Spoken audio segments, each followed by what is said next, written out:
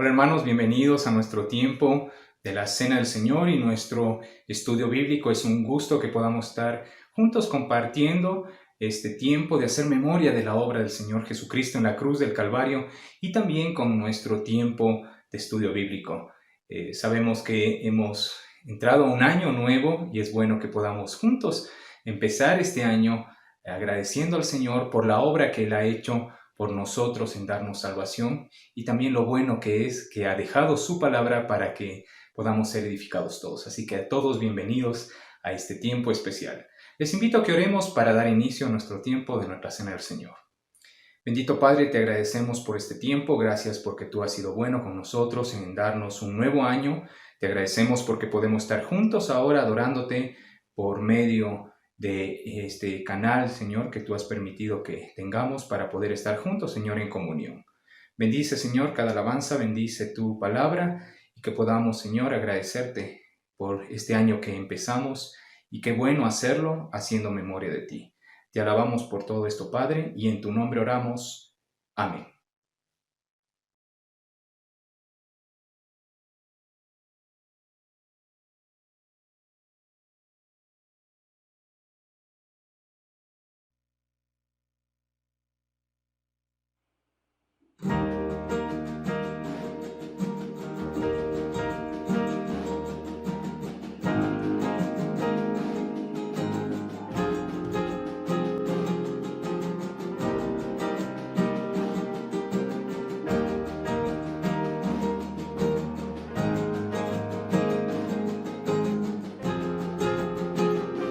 Cuando sale el sol temprano cada día, es tu gracia que me da aliento de vida. En ti vivimos, nos movemos y existimos por orden de tu voz. Tu presencia me refresca en la mañana, alimenta y me sustenta tu palabra. Tu favor y bien rodean mi camino por tu constante amor. Te doy gracias, grandes son tus obras, oh Señor.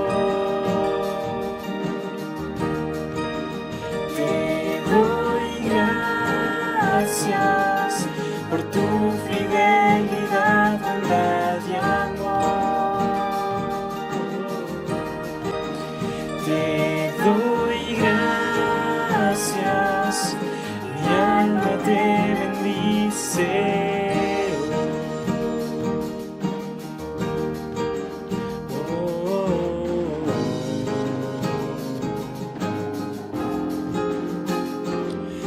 Demuestras que me amas y me cuidas, y me suples siempre el pan de cada día. Nada bueno tú retienes a tus hijos, eres mi proveedor.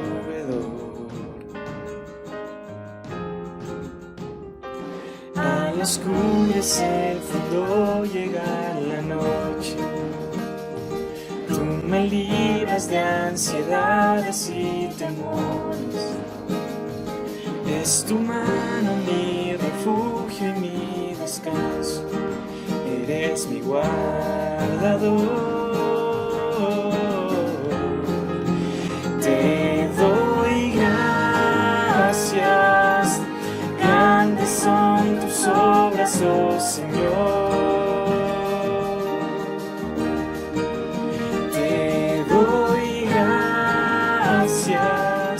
Por tu fidelidad, bondad y amor. Te doy gracias, grandes son tus obras, oh Señor. Te doy gracias, mi alma te bendice. Oh,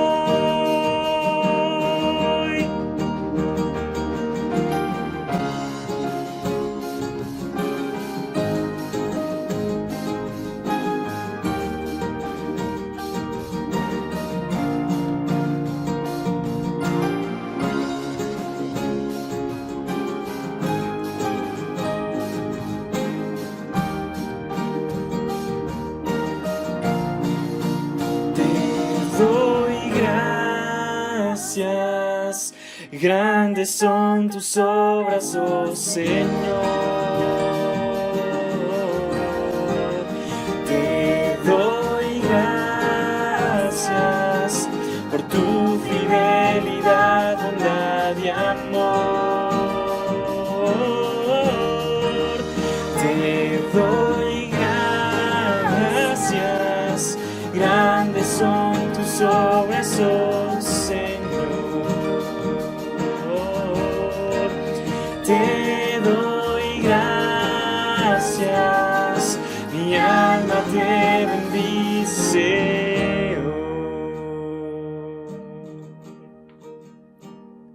Padre, ¿cómo he de dudar de tus bondades? Si a tu Hijo unigénito entregaste, me has llamado por mi nombre y me salvaste. Agradecido estoy,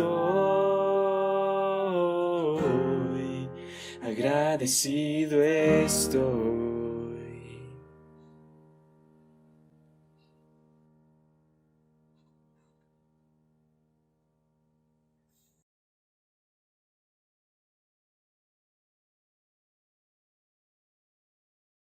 Uno de los pasajes que impacta mucho para nuestra vida cristiana es el que se encuentra registrado en la carta a los Romanos, capítulo 1, versículos 16 y 17, en relación a nuestra salvación y al Evangelio de la Gracia.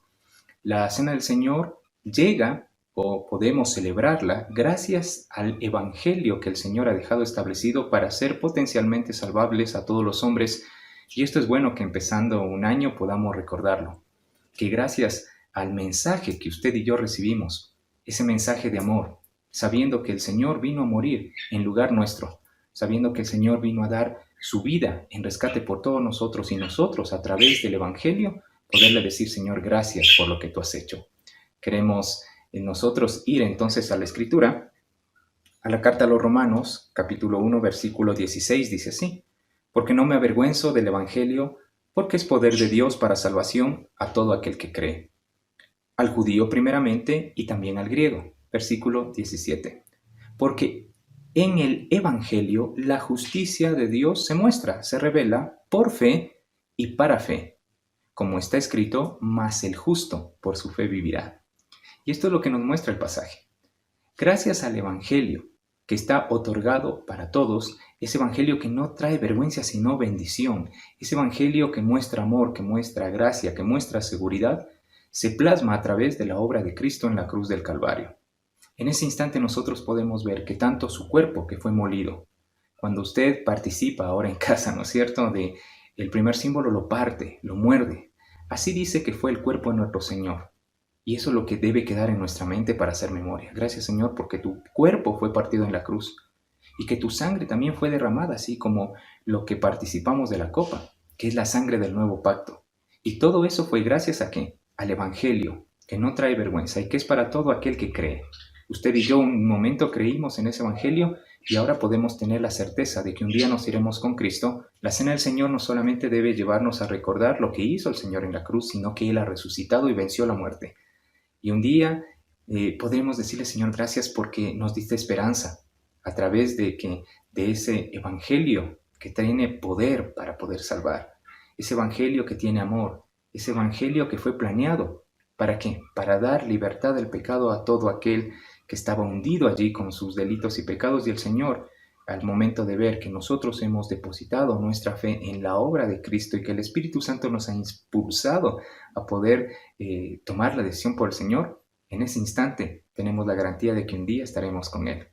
Eso es lo que significa la Cena del Señor. No es algo que lo hacemos por costumbre, sino una ordenanza clara que nos lleva a hacer memoria, a recordar lo que el Señor Jesucristo hizo por nosotros en la cruz del Calvario.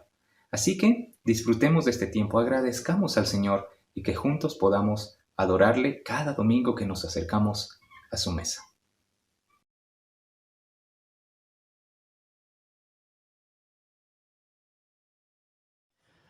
Muy buenos días, mis hermanos. Qué bendición el poder estar juntos en una reunión muy especial, y esta es la primera reunión que tenemos en el año.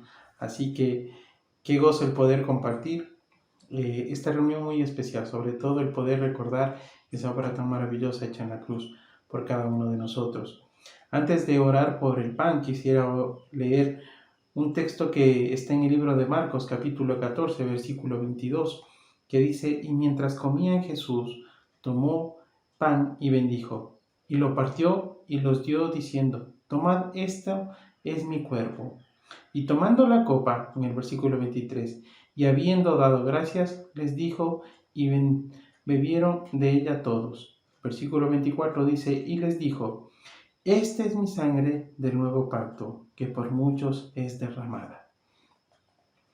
Debemos agradecer al Señor por todo ese amor que Él nos ha dado, no solamente en este año, sino por todos los años de nuestra vida, desde aquel momento en que Él mandó a su propio Hijo a morir en aquella cruz.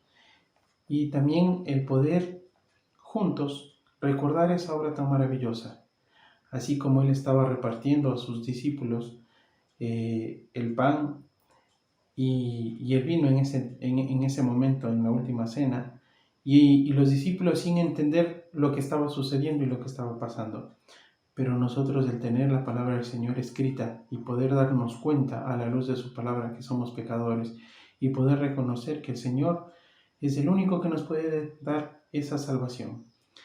Demos gracias porque el Señor en realidad derramó toda su sangre por amor a nosotros, y también su cuerpo fue molido, y ese es el símbolo con el que recordamos por medio del pan, esa sangre que fue molida en aquella cruz para regalarnos una vida eterna, y que en este nuevo año sea también el ánimo y el deseo de estar siempre en comunión con nuestro Señor y agradecidos por el amor y esa obra tan maravillosa que ha hecho en la cruz. Oremos, por favor. Padre amado, te damos gracias por esta mañana y porque en comunión con nuestros hermanos nos permites, Señor, orar por este símbolo. Ese pan que representa tu sangre molida en aquella cruz, mi Dios, que también nos muestra el amor que tú tienes hacia nosotros, a pesar de no ser merecedores, a pesar de ser pecadores, tú, pues Señor, nos permites tener acceso libre por medio de esa obra, Señor, a tu presencia. Te agradecemos, Padre.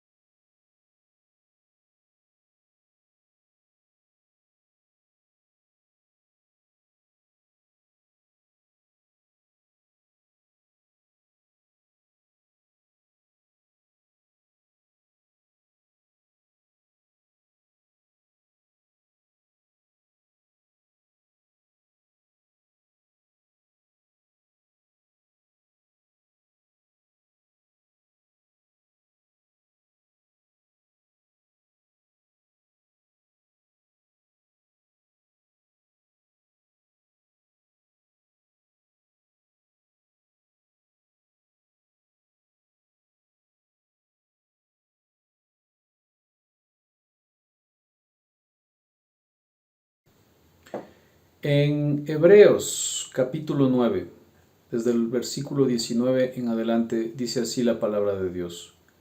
Porque habiendo anunciado Moisés todos los mandamientos de la ley a todo el pueblo, tomó la sangre de los becerros y de los machos cabríos, con agua, lana escarlata e hisopo, y roció el mismo libro y también a todo el pueblo, diciendo: esta es la sangre del pacto que Dios ha mandado.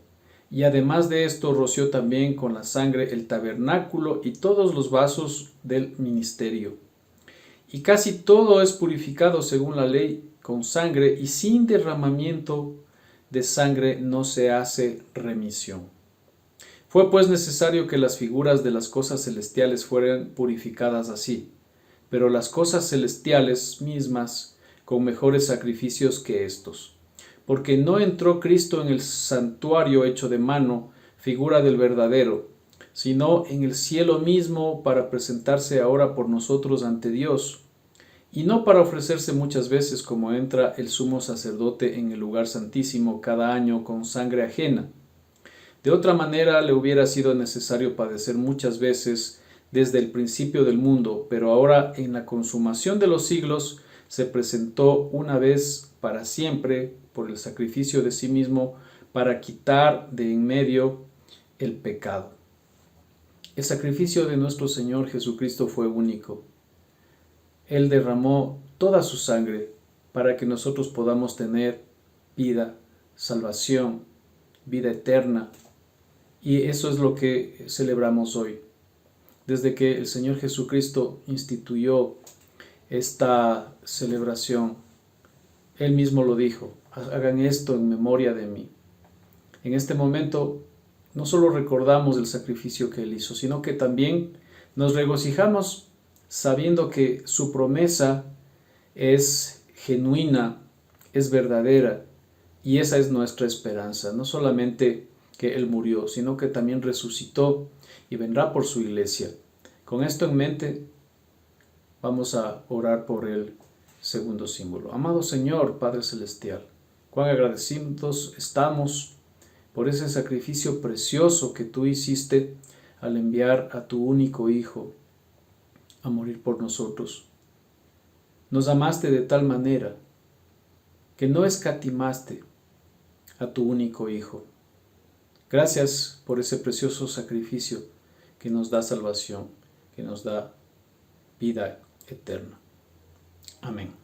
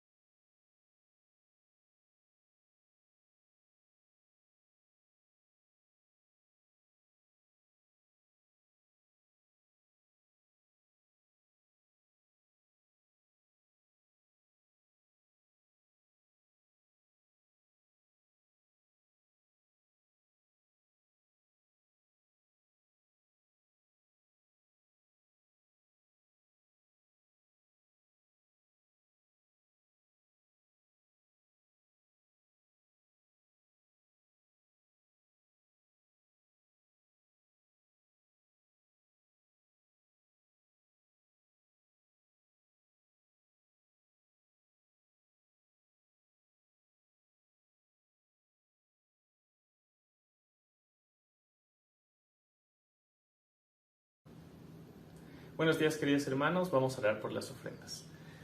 Padre, gracias por este día, gracias porque nos permites estar conectados a través de este medio.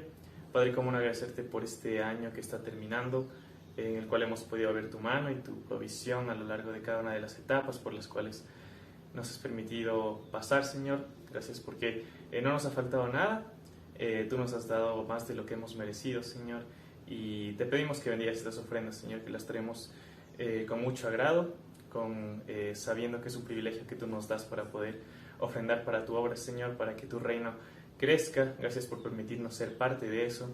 Y te pedimos también que bendigas a los hermanos que no tienen la posibilidad de hacerlo.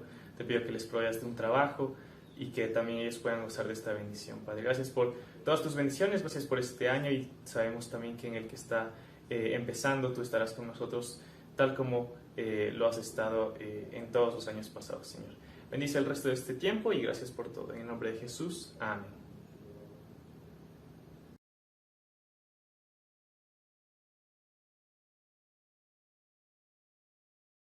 Estamos en la semana de Navidad y los recuerdos de Navidad llenan nuestros pensamientos de asuntos que, siendo bíblicos, todos ellos son importantes.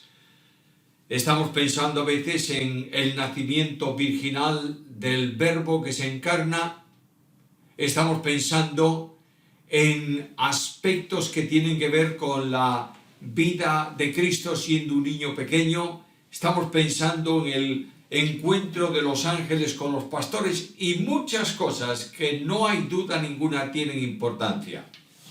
Pero lo que no podemos olvidar en Navidad es un aspecto esencial que trae como consecuencia el nacimiento, y es la fidelidad admirable de Dios. Llamo vuestra atención al libro de los Salmos capítulo 36 y versículo 5, y dice así: Jehová, hasta los cielos llega tu misericordia y tu fidelidad alcanza hasta las nubes.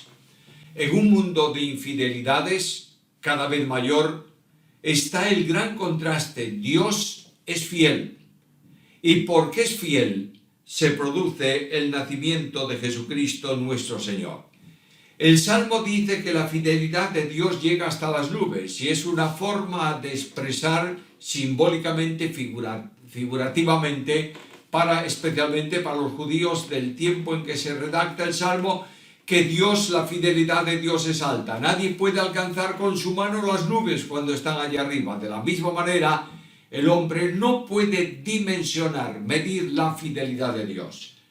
El versículo afirma esa fidelidad. Tu fidelidad alcanza hasta las nubes. Y cuando nos acercamos a este aspecto de la Navidad, tenemos que afirmar primeramente la realidad. ¿Qué es la fidelidad de Dios?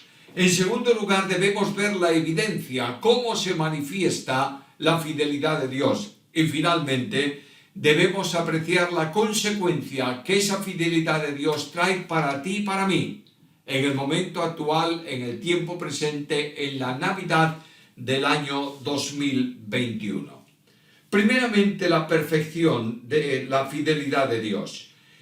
Dios afirma en su palabra que Él es fiel. Y la fidelidad es la perfección divina por la cual Dios hace honor a su palabra y cumple todas sus promesas. La Biblia no discute, no razona sobre la fidelidad, simplemente la afirma. Y este versículo hace, entre otros textos, esa afirmación: tu fidelidad alcanza hasta las nubes. Toda la Biblia reconoce la fidelidad de Dios. Y voy, por ejemplo, al libro de Deuteronomio, capítulo 7 y versículo 9, y leo allí estas palabras: Conoce, pues, que Jehová tu Dios es Dios, Dios fiel, que guarda el pacto y la misericordia a los que le aman y guardan sus mandamientos hasta 1000 generaciones. Esa fidelidad de Dios se expresa de distintas maneras, y cuando llegamos a este texto que seleccioné del libro de los Salmos, el salmista se refiere a ella uniéndola también a la misericordia. Si la bondad misericordiosa de Dios es grande, la fidelidad es inalcanzable para el pensamiento del hombre.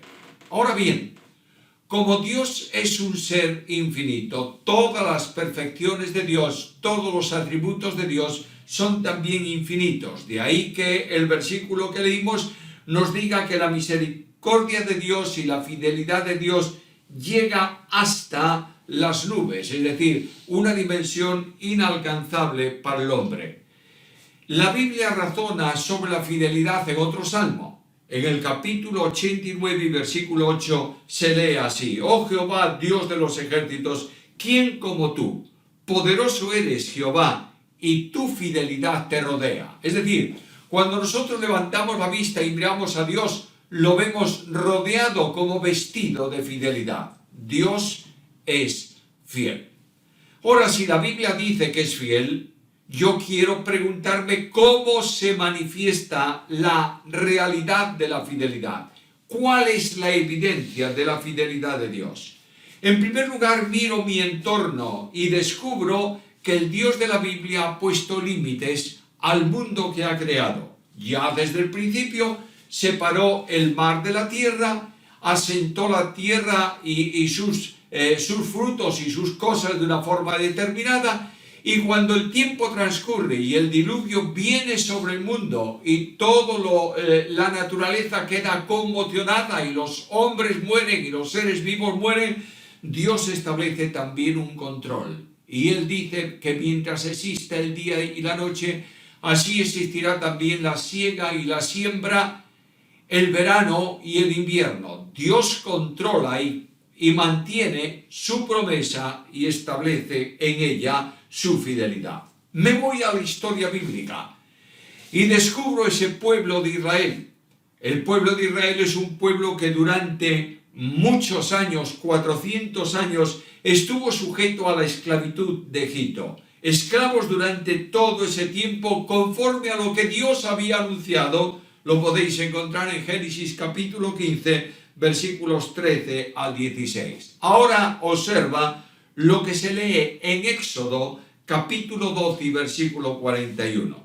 Pasados los 430 años, el mismo día, todas las huestes de Jehová salieron de la tierra de Egipto. Transcurrió el tiempo que Dios había establecido.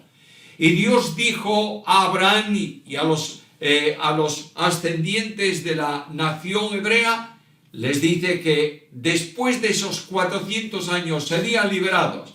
Y en el año 430 todos los israelitas salen de Egipto. ¿Por qué? Porque Dios es fiel. Podría añadir muchas cosas más, pero quiero referirme especialmente a la Navidad. Y me voy al libro de Génesis, en el capítulo 3 y versículo 15, luego del pecado, Dios promete a nuestros padres que de la descendencia de la mujer nacería alguien que pisaría, hollaría la cabeza de la serpiente. Y está prometiendo en su grandiosa gracia, está prometiendo el envío del Salvador. Y pasa el tiempo, y en la profecía de Isaías se anuncia ya el nacimiento del que va a salvar a los hombres. Y cuando llega el momento del nacimiento del niño, del Verbo encarnado como un niño, que es tomado por su madre, es envuelto en pañales y es puesto en un pesebre para que descanse, se cumple la promesa de Dios y se afirma, se manifiesta su fidelidad. Voy a la carta a los Gálatas capítulo 4, versículo 4, y leo allí estas palabras del apóstol Pablo. Cuando vino el cumplimiento del tiempo, Dios envió a su Hijo, nacido de mujer, nacido bajo la ley, para que redimiese a los que estábamos bajo la ley, a fin de que recibiésemos la adopción de hijos. Por tanto, Dios prometió y Dios cumplió en el tiempo que Él había determinado. Es verdad que para los hombres temporales muchas veces los tiempos de Dios son muy largos. Varios milenios habían transcurrido desde que Dios anunció a nuestros primeros padres el envío de un Salvador hasta que se cumplió esa promesa de Dios. Pero no importa cuánto tiempo haya pasado. Lo que sí me interesa es que la Navidad presenta a los ojos de los hombres la realidad de que Dios es fiel. Viene el tiempo en que el niño va a nacer y hay una anunciación a María que recoge tanto Lucas como Mateo en sus relatos, en el Evangelio según Mateo y según Lucas, y ahí se proclama el nacimiento del que iba a salvar a su pueblo de los pecados. Es decir, al mundo en general, Dios enviaba un Salvador. Y esa fidelidad de Dios se manifiesta en el nacimiento de Jesús. Jesús es la naturaleza humana del Verbo encarnado. Nadie puede salvar a los hombres sustituyéndolo mediante la muerte de un solo hombre, a no ser que la vida de ese hombre que se ofrece en la cruz sea de infinito valor. Y para esto necesariamente tenía que ser una vida humana, por supuesto, pero correspondiente a una naturaleza divina. Es decir, la segunda persona de la deidad tiene en sí misma dos naturalezas. La naturaleza divina que le corresponde eternamente por ser Dios y la naturaleza humana asumida en su persona desde el instante de la concepción virginal por obra del Espíritu Santo. Dios envía al Salvador y el milagro de la Navidad nos sorprende. No es un ángel que Dios crea y que envía al mundo. No es un ser especial que Dios transfiere al mundo de los hombres. Es Dios mismo que se hace hombre. Y en esa segunda persona de la deidad, Dios baja al encuentro de la criatura para dialogar con él desde el mismo plano como un hombre. Como se ha dicho en más de una ocasión, y es algo que me gusta repetir de vez en cuando, Dios viene a hablar a los hombres palabras de Dios en garganta de hombre. Dios viene a abrazar a los hombres en un abrazo de Dios con brazos de hombre. Dios viene a caminar en la compañía de los hombres el camino del hombre porque se hace hombre.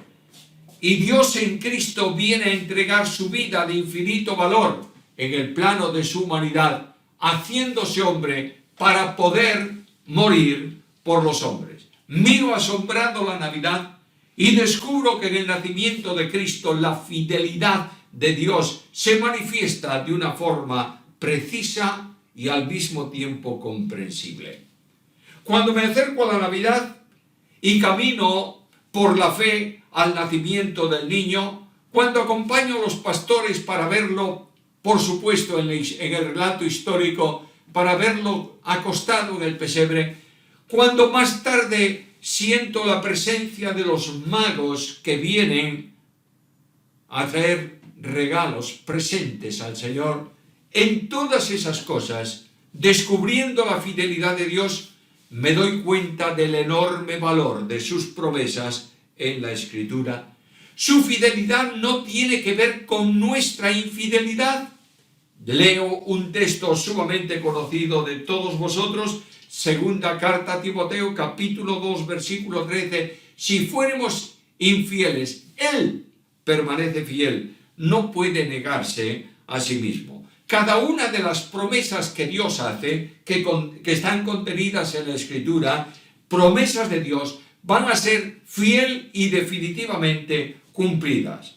Puedo tomar cualquiera de ellas para mí en el momento oportuno. No tengo que exigir a Dios que cumpla alguna promesa que yo creo que debe cumplirse hoy porque yo lo digo. Debo aceptarlas por la fe y descansar confiadamente porque me doy cuenta que las promesas de Dios en Cristo son en el sí y en el amén. Déjame decirlo de otra manera. Cristo no es Dios que dice amén, es Dios mismo en estado de amén. Es decir, lo que Dios ha dicho se va a cumplir porque Dios es fiel. Dios es fiel siempre, siempre. En mis pruebas también, sin duda ninguna. En medio de las lágrimas y en medio del dolor, en medio de las aflicciones, en medio de las circunstancias problemáticas de la vida, en medio de aquellos instantes en que yo pregunto ¿por qué ocurre esto? Y el cielo guarda silencio, en medio de todo eso, Dios es fiel, porque las pruebas son una manifestación de su fidelidad y de su amor. Leo Epístola de Santiago, capítulo 1, versículos 2 al 4.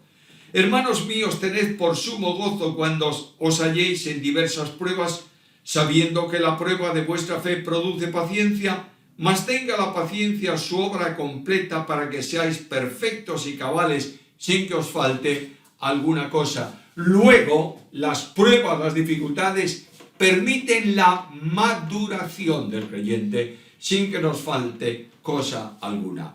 Las pruebas son para hacernos más semejantes a Él. De la misma manera que cuando un joyero quiere obtener oro en un estado muy puro, muy cerca de la pureza, derritía, esta era la forma antigua, derritía el oro mediante el calor, lo convertía en líquido y sacaba la escoria que flotaba en su superficie. Así las pruebas, en las pruebas que Dios permite, Dios nos somete al calor de la prueba y nos limpia de nuestra impureza para que cuando concluya la prueba, en el tiempo que Él ha determinado, tengamos un valor mayor en cuanto a nuestra fe que el que teníamos antes. Ahora, Dios sabe el camino que debo seguir. Y en ese saber de Dios, del camino que yo debo recorrer, viene algún momento en que el Dios de la fidelidad permite que sobre mí venga no una prueba, sino un acto de carácter disciplinario. Es mi Padre. Y como Padre tiene que corregir la marcha de su Hijo, que soy yo, y permite que vengan pruebas y que la disciplina de Dios caiga sobre mi experiencia personal. Pero aún así, Leo en la carta a los Hebreos capítulo 12 versículos 4, 7 y 10 estas palabras. Hijo mío, no menosprecies la disciplina del Señor, ni desmayes cuando eres reprendido por Él, porque el Señor al que ama disciplina y azota a todo el que recibe por hijo. Si soportáis la disciplina, Dios os trata como hijos, porque ¿qué hijo es aquel a quien el Padre no disciplina? Pero para lo que nos es provechoso, para que participemos de su santidad. Va limpiando la escoria de nuestro pecado. Nos disciplina para que vayamos a su presencia y confesemos nuestras faltas y restauremos nuestra comunión con Él. Y esto nos permite avanzar en una vida de bendición, de diálogo espiritual con nuestro Padre del Cielo. El texto seleccionado para hoy afirma esto como evidencia. Y el salmista dice, tu fidelidad alcanza hasta las nubes. Porque el panorama de la fidelidad de Dios no se extingue ni con la prueba que viene a nuestra vida, ni con la disciplina que a veces merecemos. La fidelidad de Dios se sustenta en la restauración.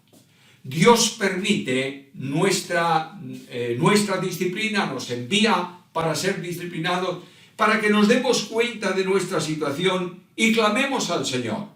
Y en ese momento el buen pastor toma a la oveja que se había descarriado y la pone sobre sus hombros y la traslada al redil. No hay para mí ejemplo de fidelidad más grande en el Nuevo Testamento en cuanto a restauración que la parábola del hijo pródigo. A veces utilizamos esa parábola o se ha utilizado para hablar del salvo y del pecador. No hay nada de eso en la parábola. En la parábola el hijo pródigo era hijo del padre. Cuando tomó la herencia que no le correspondía tomar y cuando se fue a la provincia apartada seguía siendo su hijo, y cuando vivió perdidamente seguía siendo su hijo, y cuando estaba con los cerdos comiendo la basura como un cerdo más seguía siendo su hijo, y porque era hijo volvió al padre. El hombre natural nunca quiere volver a Dios, pero el Espíritu Santo toca el corazón del Hijo de Dios. Y en medio de su extravío, de su abandono, de su alejamiento, de pronto recorre el camino del extravío y regresa al Padre. Y la fidelidad de ese padre que esperaba permanentemente la llegada de su hijo, lo ve venir por el camino y corre a su encuentro y extiende sus brazos y le abraza como hijo que era y le restaura a la posición que antes le correspondía. Debo reconocer que a lo largo de este año Dios ha tenido que trabajar en mi vida en disciplina para restaurarme un poco más a su comunión y a su compañía espiritual. Miro el futuro. No solo estamos en Navidad, estamos a un paso de terminar el año. Yo no sé si acabaré este año, si el Señor me lo permite, y entro en el año 2022. Mi pensamiento y mi reflexión será esta, cuando suenen las campanadas que dan paso de un día a otro y de un año a otro. Un año menos aquí y un año más cerca para estar con el Señor. Ahora, durante este año que viene, yo necesito tener la garantía de que voy a perseverar en la fidelidad a Dios. Sé que soy muy débil, muy pequeño, pero voy a la Biblia y me doy cuenta que la fidelidad de Dios va a hacer posible esto. Leo primera carta a los Corintios, capítulo 1, versículos 8 y 9, el cual también os confirmará hasta el fin, para que seáis irreprensibles en el día de nuestro Señor Jesucristo. Escucha ahora. Fiel es Dios por el cual fuisteis llamados a la comunión con su Hijo, nuestro Señor Jesucristo. Por tanto, junto con la seguridad de la salvación que está también contenida en el versículo, para el día de nuestro Señor Jesucristo, seguro de que nadie puede arrebatar la salvación del que ha creído, no importa cuál sea la situación. seguro de que a pesar de nuestros fallos, Él es fiel y ha prometido y nos ha dado la vida eterna y ha hecho la promesa de estar para siempre con Jesús. Está también la perseverancia día a día en la fidelidad al Señor. No es tanto asunto de nuestro esfuerzo personal, es Dios mismo que actúa en nosotros, y junto con la seguridad de la santificación está también unida a ella la esperanza de gloria. Escucho las palabras de Jesús: el niño que nace en Belén, el hombre que crece, el ministro de Dios, el mensajero de Dios, el verbo encarnado que va predicando el evangelio del reino. Escucho su promesa, que como Dios la cumplirá. No se turbe vuestro corazón. Creéis en Dios, creed también en mí. En la casa de mi Padre muchas moradas hay. Si así no fuera, os lo hubiera dicho. Voy pues a preparar lugar para vosotros, y si me fuese y os preparase lugar, vendré otra vez y os tomaré a mí mismo, para que donde yo estoy, vosotros estéis conmigo. Escucha ahora. Y sabéis a dónde voy. Y sabéis el camino. Dios es fiel. Y la promesa del Señor, Cristo mismo dijo: antes podrá desaparecer el cielo y la tierra que se quebranten mis palabras. En esta fidelidad entraremos en el año nuevo, si el Señor lo permite, con la vista puesta en la casa del Padre, sabiendo que ahí, al término del camino, está el Señor tomándonos para que estemos para siempre con Él. Debo aprender a descansar. ¿Cuán importante es el descanso? Hace un par de semanas estuve 2 semanas fuera de España. ¿Haciendo qué? Descansando. Haciendo cosas. Hombre, yo no puedo estar, no sé si los que me conocéis lo sabéis, yo no puedo estar sin hacer nada, me moriría. Pero haciendo cosas que no tienen una trascendencia importante, como puede ser el ministerio o cualquier otra actividad. Durante ese tiempo de descanso he recuperado, he pensado, he compartido con la familia, he disfrutado. Y Dios me llama a descansar este año. No quiere decir que no haga nada, simplemente que descanse en toda la dimensión, descansando en el Señor y confiando en sus promesas. Dios me dice: ha pasado un año más, ¿has visto que soy fiel? Descansa y confía en la entrada del nuevo año. Dios sustenta nuestra vida y nos acompaña en el curso del camino. Ahora, ¿cuál es la consecuencia que esto trae? En primer lugar, el creyente debe ser semejante al Padre del cielo. Y si Dios fue fiel enviando a su Hijo en el cumplimiento del tiempo, Dios demanda de ti y de mí, como creyentes, como cristianos, que seamos fieles. Y leo en el libro de Deuteronomio capítulo 18, versículo 13: perfecto serás delante de Jehová tu Dios. Y traslado esto a las palabras de Cristo en el Evangelio según Mateo capítulo 5, versículo 48. Sed pues perfectos como vuestro Padre que está en los cielos es perfecto. El estilo de vida cristiana no puede ser otro más que este: como Él es, dice Juan, así nosotros en el mundo. Y no está refiriéndose específicamente a Cristo, sino al Padre del cielo, que es revelado por Cristo y reproducido por Cristo en la vida del creyente.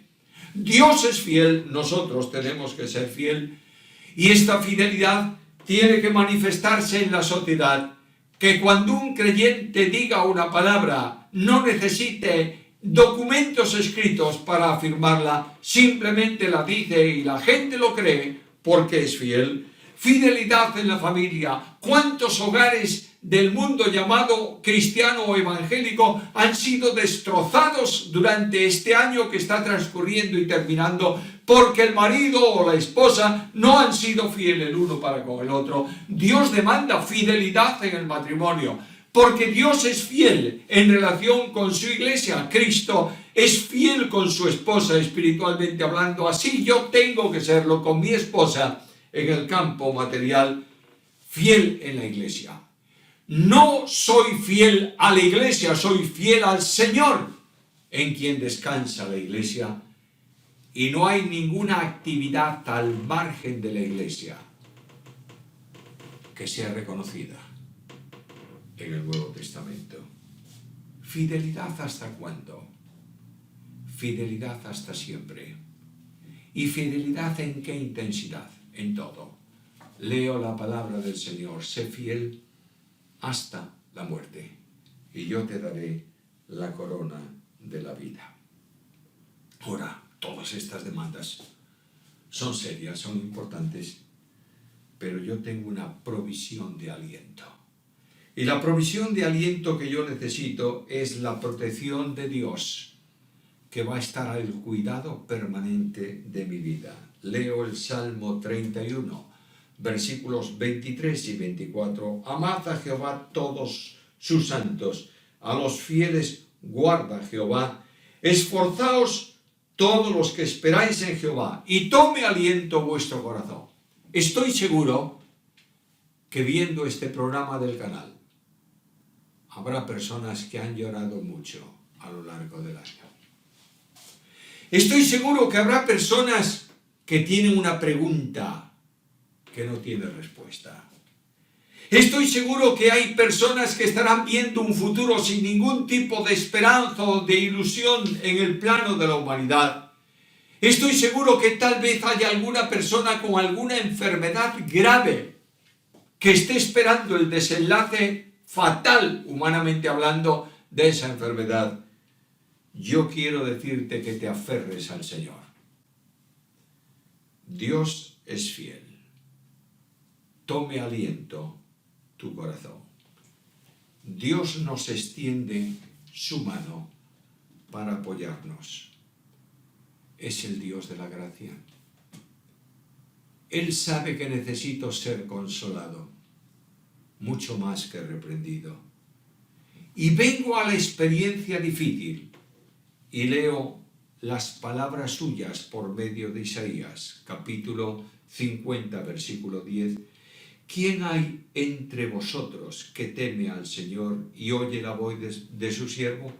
El que anda en tinieblas y carece de luz, confíe en el nombre de Jehová y apóyese en Dios. Este es el desafío. Muchas personas están apoyándose en muchas cosas, pero la Biblia pide que nos apoyemos en Dios.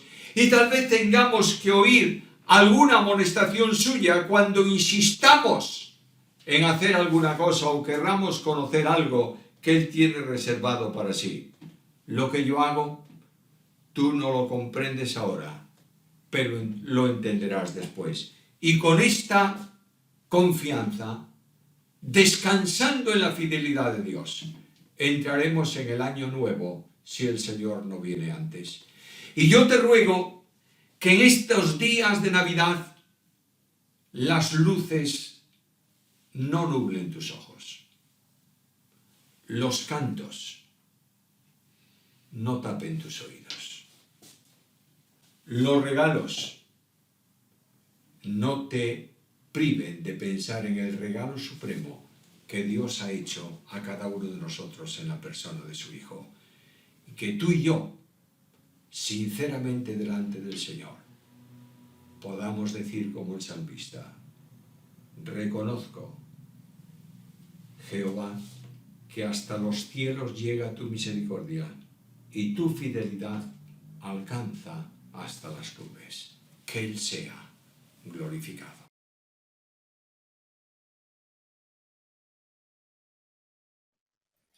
Bien, hermanos, muchísimas gracias por compartir con nosotros este tiempo especial. Queremos recordarles algunas cosas importantes. Ahora que empezamos el año, es bueno que tengamos pendiente algunos detalles. El primero, recuerde que tenemos nuestra reunión de oración el día miércoles a las 18:30. Será bueno que podamos estar juntos compartiendo ese tiempito para orar, empezar el año orando y agradeciendo al Señor y elevando nuestras peticiones por lo que la iglesia en sí necesita. Así que le invitamos a que pueda darse cita con nosotros este miércoles a las 18:30 nuestra reunión de oración.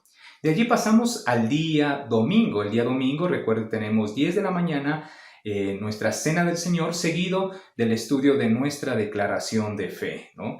Así que sí vamos a tener el culto presencial para este domingo que viene.